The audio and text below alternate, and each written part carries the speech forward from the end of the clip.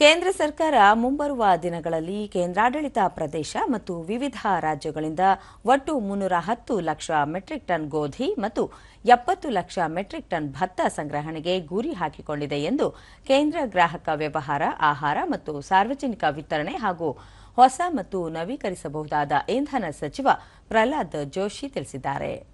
ದೆಹಲಿಯಲ್ಲಿ ನಿನ್ನೆ ನಡೆದ ಕೇಂದ್ರಾಡಳಿತ ಪ್ರದೇಶ ಹಾಗೂ ವಿವಿಧ ರಾಜ್ಯಗಳ ಆಹಾರ ಇಲಾಖೆ ಕಾರ್ಯದರ್ಶಿಗಳ ಸಭೆಯಲ್ಲಿ ಪಾಲ್ಗೊಂಡ ಅವರು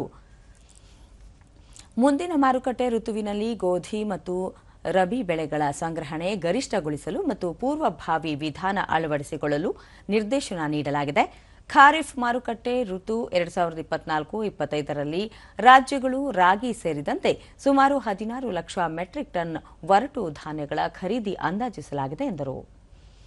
ಸಭೆಯಲ್ಲಿ ವಿವಿಧ ರಾಜ್ಯಗಳು, ಕೇಂದ್ರಾಡಳಿತ ಪ್ರದೇಶಗಳ ಆಹಾರ ಕಾರ್ಯದರ್ಶಿಗಳು ಹಾಗೂ ಭಾರತೀಯ ಆಹಾರ ನಿಗಮ, ಗೋದಾಮು ಅಭಿವೃದ್ಧಿ ಮತ್ತು ನಿಯಂತ್ರಣ ಪ್ರಾಧಿಕಾರ, ಭಾರತ ಹವಾಮಾನ ಇಲಾಖೆ, ಕೃಷಿ ಮತ್ತು ರೈತ ಕಲ್ಯಾಣ ಇಲಾಖೆ ಅಧಿಕಾರಿಗಳು ಉಪಸ್ಥಿತರಿದ್ದರು.